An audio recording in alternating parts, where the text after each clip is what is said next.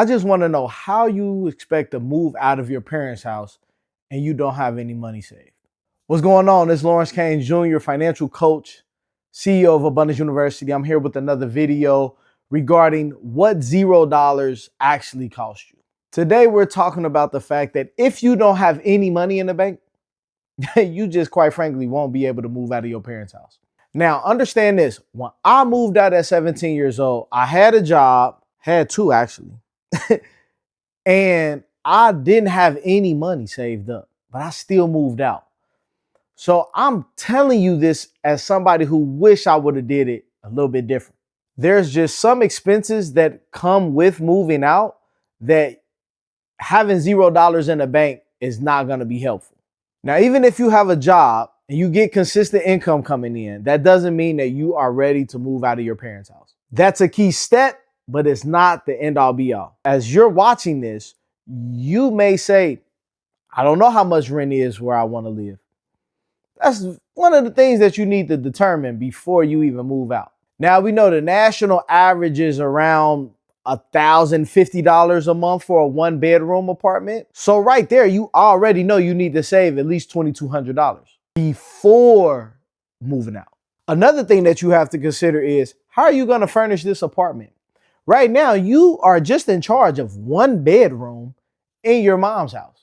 You still got to furnish a living room, potentially a dining room, kitchen, bathroom.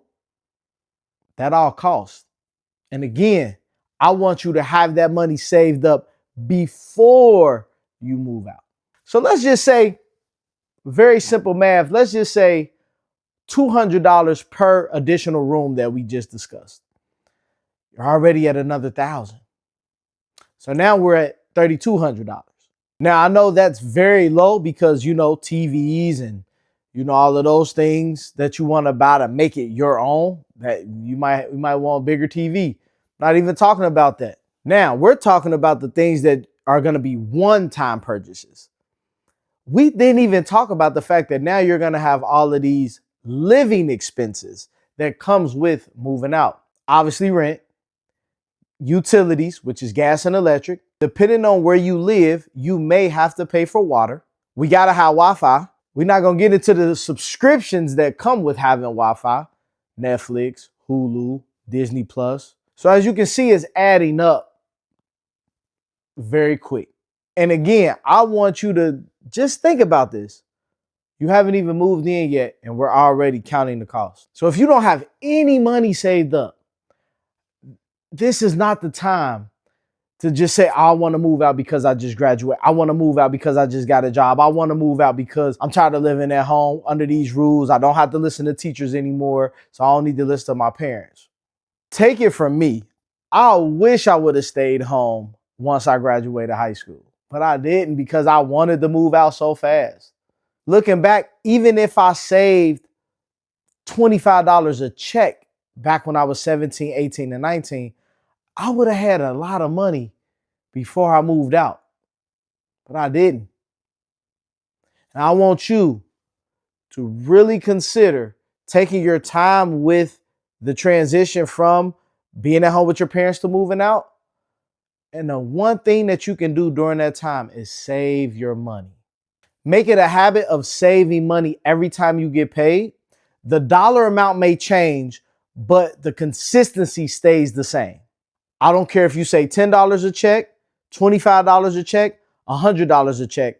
I'll still be proud of you for staying committed to that habit. Now, basic math shows you that $100 a month is $1,200 saved after 1 year. If you get paid twice a month, you know that that's just $50 per paycheck. Most people can commit to $50 a paycheck when you live at home. But statistics show that most adults don't even have $1,000 saved in their bank account. So I want you as a young person to hear this and commit to making sure that you're going to be better than most Americans. I want you to commit to staying down, stacking your money, and then planning effectively how to move out without spending all your money once you get it. and living paycheck to paycheck because you didn't properly plan. So in this book, Money Seeds 30 Financial Principles for the Next Generation, one of our principles is your finances will always be your responsibility.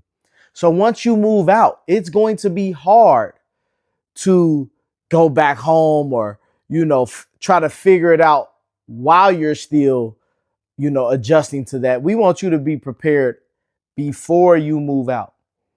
And I promise you, saving money while you're in your parents' house is one of the most effective ways to prepare yourself for adulthood.